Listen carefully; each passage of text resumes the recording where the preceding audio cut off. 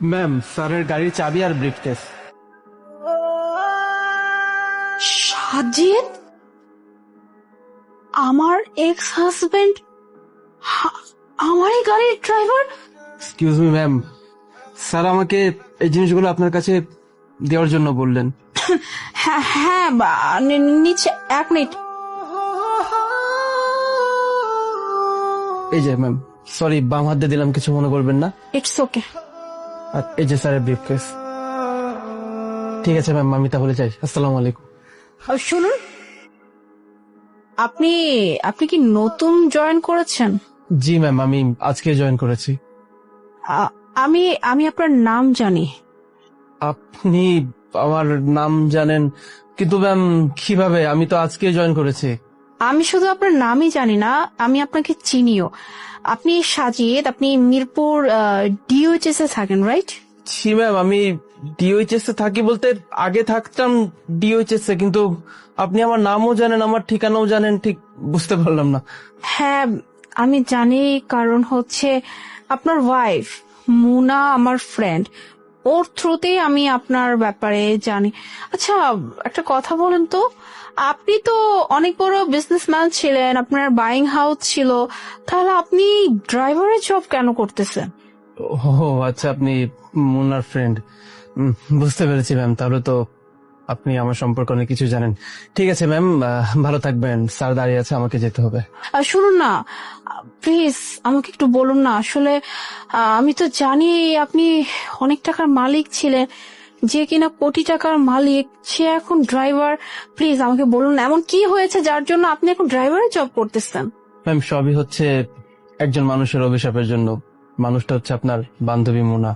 আমার মনে হয় আপনার বান্ধবী মুনার অভিশাপের জন্যই ম্যাম আজকে আমার জীবনটা এখানে এসে পৌঁছেছে। আপনি ঠিকই বলেছেন, আমার বাইং হাউস ছিল, অনেক ভালো একটা পজিশনে ছিলাম, যেখানে আমার আন্ডারে 200 জনের বেশি এমপ্লয়িরা জব করত। সবকিছু ঠিকঠাক চলছিল ম্যাম, কিন্তু ও যে কথায় বলে না, একটা দুর্ঘটনা সারা জীবনের কান্না, আমার অবস্থাও ম্যাম অনেকটা সেরকম। আমার পিএস নদীর সঙ্গে আমি একটা সম্পর্কে জড়িয়ে যাই, যখন মোনার সঙ্গে, আপনার বান্ধবীর সঙ্গে আমি একটা বৈবাহিক সম্পর্কে ছিলাম। এই কথাটা যখন আপনার বান্ধবী জানতে পারলো, ও মানসিকভাবে অনেকটা ভেঙে পড়লো ম্যাম। আমাকে অনেকবার অনুরোধ করে বলেছিল যে সাজিদ, তুমি এই কাজটা করো না, নদী তোমাকে আর যাই হোক ভালোবাসে না, শুধুমাত্র তোমার টাকা পয়সা ধন সম্পত্তির জন্য তোমাকে মিথ্যা প্রেমের ফাঁদে ফাঁসানোর চেষ্টা করছে, আর তুমিও খুব সহজেই ফেসে যাচ্ছ। আমি অনেক বোকা ছিলাম তো ম্যাম, আপনার বান্ধবীর কথা আমার কাছে খুব তিতা লাগতে লাগলো।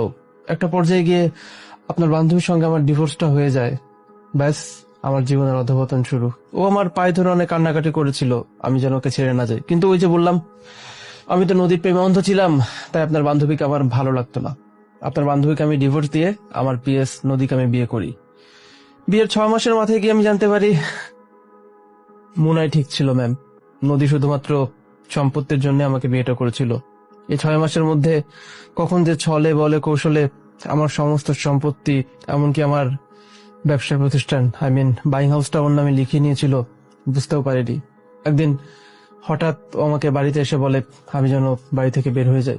আমি জিজ্ঞেস করি আমার বাড়ি থেকে আমি কেন বের হয়ে যাব?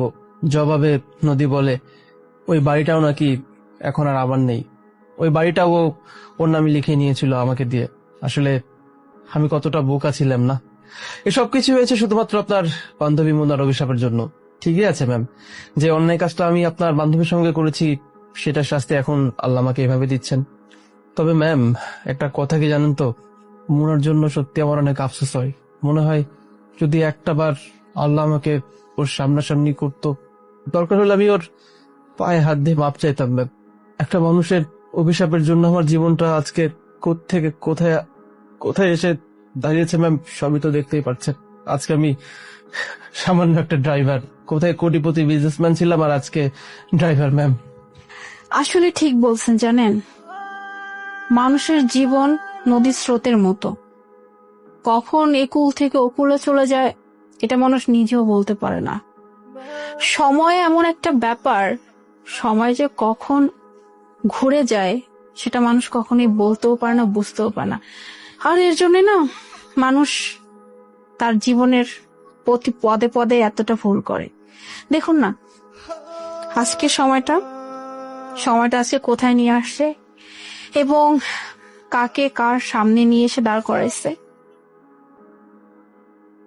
মুনা, মুনা তুমি তুমি স্যারের ওয়াইফ মানে ম্যাডাম? হ্যাঁ আমি। আর এই বাড়িটাও আমার, মানে আমার হাজব্যান্ডের। আমার নামই এই বাড়িটা করা।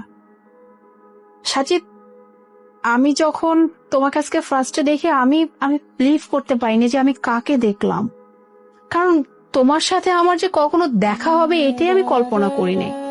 আর তার উপরে এইভাবে, এটা তো আমার স্বপ্নের একটা ব্যাপার ছিল। তবে সাজিদ, তুমি একটু আগে একটা কথা ঠিকই বলছো, তুমি আমার সাথে অনেক নাইনসাফি করছো। আমি তোমাকে কম ভালোবাসতাম না, কম ভরসা করতাম না। তুমি আমার ভালোবাসা, আমার ভরসা সবকিছু ধুলায় মিশিয়ে দিচ্ছ, যেটা কিনা আমি আসলে কখনোই ভুলতে পারবো না। তবে একটা কথা কি জানো, কথা আছে না, আল্লাহ যা করে মঙ্গলের জন্য করে। দেখো না, আজকে তুমি যদি আমার জীবন থেকে না চলে যাইতা, তাহলে আমার হাজবেন্ড মানে আমার বর্তমান যে স্বামী, তাকে হয়তো আমি আমার জীবনে পেতাম না।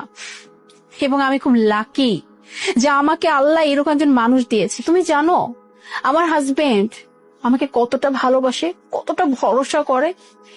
ও আমার জীবনে এমন সময় আসছিল যে সময়টা আমি আসলে ভেবেছিলাম আমি নিজেকে শেষই করে ফেলবো, ঠিক ওই সময়টাও আমার হাতটা ধরে, আর এতটাই শক্ত করে হাতটা ধরে যে এই হাত হয়তো আমি বেঁচে থাকাকালীন আর কখনোই ছাড়বে না। আর আজকে না তোমাকে এভাবে দেখে আমার খুব ভালো লাগতেছে জানো। ওই যে কৃতকর্মের ফল এই দুনিয়াতেই ভোগ করে যেতে হয়, কথাটা তো নিশ্চয়ই তুমি শুনছো। আর দেখছো তো আজকে তুমি কোথায় আর আমি কোথায়। তুমি কিনা আমারই গাড়ির ড্রাইভার, আমার হাজবেন্ড কিনা তোমাকে আমার গাড়ির জন্যই রেখেছে। বাহ মুনা, আমি তোমার সঙ্গে অনেক বড় অন্যায় করে ফেলেছি। তুমি প্লিজ পারলে আমাকে মাফ করে দিও, কিন্তু আমি হাত জোর করে অনুরোধ করছি তুমি স্যারকে বলে আমার চাকরিটা নিয়ে নিও না। আমি খুব বিপদের মধ্যে পড়ে যাবো। আমি দরকার হলে তোমার পায়ে হাত দিয়ে এখন মাফ চাবো মুনা, প্লিজ। আমি তোমার মতো অমানুষ না, বেঈমানও না। যেটা তুমি আমার সাথে করছো সেটা আমি তোমার সাথে কখনোই করব না, কারণ আমি আমার বর্তমান জীবন নিয়ে অনেক সুখে আছি। এই সুখের মাঝখানে আমি কোনো কাল আনতে চাই না। আর তুমি ভেবো না যে তোমার চাকরিটা আমি নিয়ে নিব। তুমি এখানে চাকরি করো, তোমার যতদিন ইচ্ছা তুমি এখানে চাকরি করো, আর আশা করি কোনো কিছু কমতে এখানে হবে না। আর আমি আমার হাজবেন্ডকে তোমার ব্যাপারে কিছুই বলবো না। ঠিক আছে, আল্লাহ আমাকে মাফ করে দিও। স্যার স্যার দাঁড়িয়ে আছেন নিচে।